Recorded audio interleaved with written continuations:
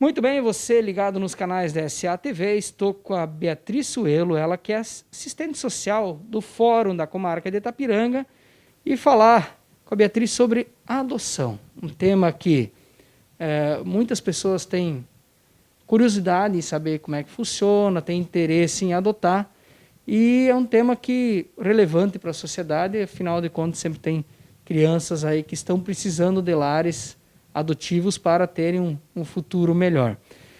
Bea, como é que funciona hoje para uma família que está pensando em adotar, ou está querendo adotar? Quais os procedimentos que ela deve fazer para entrar na fila de adoção? Boa tarde. Boa tarde, Gustavo. Boa tarde aos ouvintes da SA TV. O processo de habilitação para adoção ele tem início através do encaminhamento de um requerimento ao juiz da infância e juventude da comarca de residência dos postulantes à adoção. E esse requerimento ele tem que estar munido de alguns documentos, tá? São eles uma cópia autenticada da certidão de nascimento ou casamento, ou ainda uma declaração relativa ao período de união estável, comprovante de renda e residência, um atestado de sanidade física e mental, cópia de identidade CPF, uma certidão negativa de distribuição civil e uma certidão de antecedentes criminais. Desde o ano de 2009, também é obrigatória a participação dos postulantes à adoção em curso de preparação, né, que inclui preparação psicológica e social, informações jurídicas, reflexão sobre motivação para adoção, orientações, esclarecimentos. Essa é uma exigência da Lei 12.010, né, que é conhecida popularmente como a Lei da Adoção. Então, desde o advento dessa lei, nenhum postulante à adoção consegue se habilitar sem apresentar o certificado de participação nesse curso. Então, essa é a documentação básica para encaminhar esse pedido de habilitação para adoção. E Beatriz, esse curso que agora é obrigatório por lei, que os casais ou que as famílias que querem adotar precisam cumprir, o que esse curso prevê, o que esse curso ensina ou passa para as famílias? Então, esse curso, a execução dele, a disponibilização dele é uma obrigação do Poder Judiciário, né? No período pré-pandêmico, ele era ofertado na modalidade presencial. Hoje, em virtude das medidas de distanciamento social, esse curso ocorre na modalidade virtual, com a presença de moderadores. Nesse curso são trabalhados a questão da preparação psicológica e social dos pretendentes, informações jurídicas, reflexão sobre a motivação para adoção, esclarecimentos, orientação, enfim, são esses os temas básicos que são trabalhados durante os cursos preparatórios. E Beatriz, a família, uma curiosidade que a gente tem, a família, por exemplo, ela tem que ter uma condição de vida financeira, principalmente falando, questão de ter casa própria ou não, ter algumas situações assim bem estáveis para ter uma possibilidade de adoção, ou como é que é feita essa avaliação social da família em relação a poder ter ou não ter uma criança adotada? Então, assim, falar sobre aptidão ou inaptidão, ou a família ter ou não ter condições, eu acredito que é bastante complexo, né? E para falar sobre isso, talvez a gente teria que retornar um pouquinho à discussão sobre algumas ideias equivocadas que ainda são disseminadas socialmente a respeito da adoção, né? Por exemplo, a questão tem muitas pessoas, por exemplo, que disseminam alguns discursos de que filho adotivo dá problema. Quando, na verdade, se a gente for refletir, a gente sabe que os desafios são naturais em qualquer forma de filiação. Outro mito que é muito disseminado por aí, por exemplo, é com relação a que somente os laços de sangue garantem o amor. Quando, na verdade, a gente sabe que esse afeto, que esse amor, ele é construído nas trocas cotidianas, né? Na relação de cuidado, no beijo de boa noite, no cuidado depois do joelho ralado, né? Até porque, se a gente for pensar que somente os laços de sangue garantem o amor, a gente não tem como justificar, por exemplo, a forma como nós, ou as motivações para nós nos relacionarmos com os nossos companheiros, né? Com os nossos maridos, com as nossas esposas, que não são do mesmo sangue que a gente e que constroem uma vinculação bem forte, tanto que a gente se propõe até essa questão da adoção, tão forte é essa relação. E assim como esses mitos, a gente pode citar diversos outros mitos, né? E esses cursos preparatórios que eu falei no início, eles visam desconstruir, né, problematizar esses preconceitos existentes e desconstruir eles durante as reflexões proporcionadas pelas discussões do curso. E esse é um aspecto também presente no momento de análise do estudo social, né? Que é assim, como esse pretendente percebe essa adoção, porque subentende-se que ele já passou por esse curso preparatório, que ele já teve esse momento de reflexão, né? Como ele percebe, se ele consegue perceber essa adoção pelo viés contemporâneo, ou se ainda permanecem algumas ideias equivocadas a respeito dessa modalidade de filiação.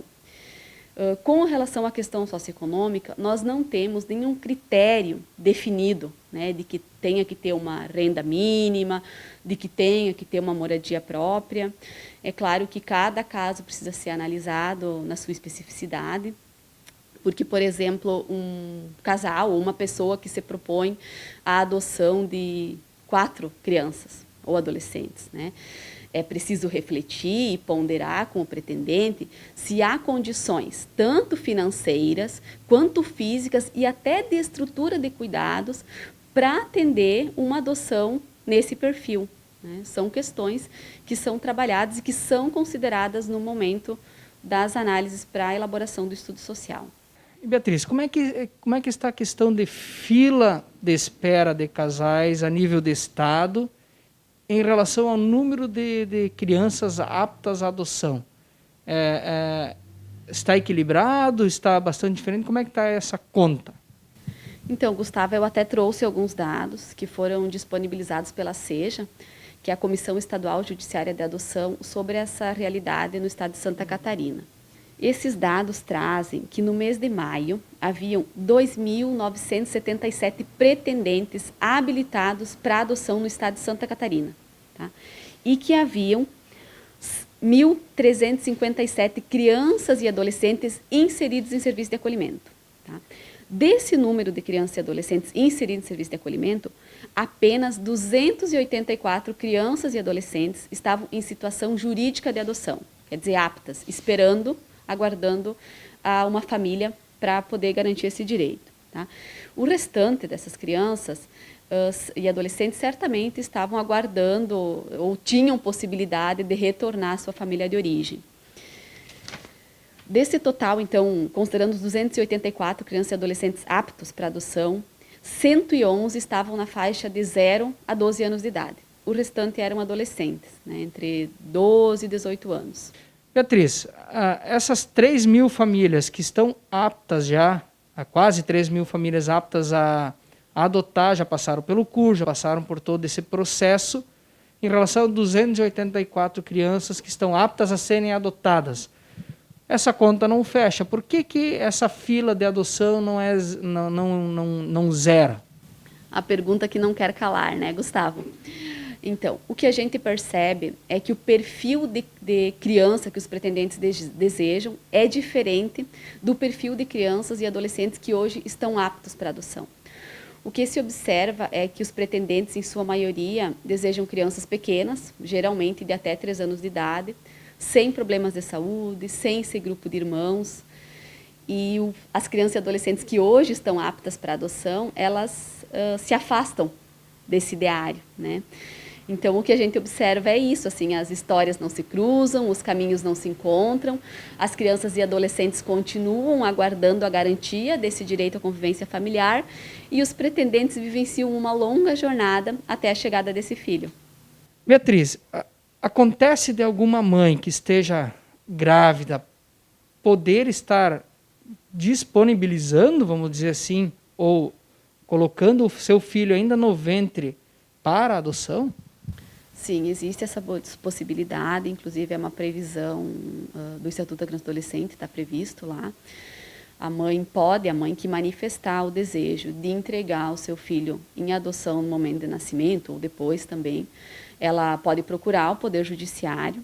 Quando esse desejo de entrega ocorre ainda durante a gravidez, é feito um acompanhamento com essa mãe, ofertando atendimento psicológico, atendimento social, para poder conhecer as motivações dela, dar o suporte para a tomada de decisão. nunca no sentido de pressionar, né? Nem pressionar para entregar e nem pressionar para não entregar, né? É no sentido mesmo de acolher e de oferecer um suporte para que essa mãe possa decidir tranquilamente sobre se entregar ou não esse filho em adoção. Às vezes, se é uma demanda talvez socioeconômica, financeira, de forma isolada, nem sempre é um aspecto isolado, né? Geralmente é uma soma de fatores que contribuem para essa decisão da entrega, mas quando são fatores mais pontuais, a gente consegue fazer o encaminhamento para as políticas públicas e essa mãe consegue atender e criar essa criança, né? Mas é sempre respeitado o desejo da mãe. E ela tem um período de arrependimento, que ela, vamos dizer, ela teve o filho, entregou para doação, e ela tem um período que ela pode se arrepender de ter doado essa criança e voltar atrás? Ela, depois da sentença, ela tem o período de 10 dias, né, que ela pode mudar de ideia, que é o período do trânsito em julgado, né? Dentro desses 10 dias, ela pode manifestar o arrependimento. E Beatriz, e a situação de Itapiranga? Hoje nós temos em torno de quantas famílias em espera para adoção? Hoje nós temos em torno, já habilitadas, no Sistema Nacional de Adoção, nós temos em torno de 5 pretendentes na comarca habilitados. E Beatriz, para quem tem dúvidas, mais dúvidas, lógico que a adoção ela tem uma série de fatores, a gente falou um pedacinho sobre o assunto. Quem tem dúvidas, como é que ele faz para entrar em contato, para tirar dúvidas com vocês aqui no fórum? Atualmente, o atendimento presencial no Poder Judiciário está suspenso em virtude do contexto de pandemia, mas as pessoas continuam sendo atendidas, principalmente através dos meios tecnológicos. Atualmente, a gente tem utilizado muito a ferramenta WhatsApp Business, onde a gente faz os atendimentos ou por chamada de vídeo, áudio, contato telefônico. Inclusive, os pedidos de habilitação para adoção, eles são realizados através desse canal. Os pretendentes encaminham toda a documentação para o WhatsApp e o processo tem início, eles já participam do curso, tudo através desse mecanismo eletrônico. E quero aproveitar para me colocar à disposição de quem a gente conversou sobre algumas coisas sobre adoção, mas a gente sabe que é um assunto bem amplo, então a gente está à disposição para esclarecer dúvidas, para contribuir com a reflexão, através, talvez colocar, né, através do WhatsApp, o 3631-8412. A gente está à disposição da comunidade para estar esclarecendo eventuais dúvidas ou questionamentos a respeito desse tema.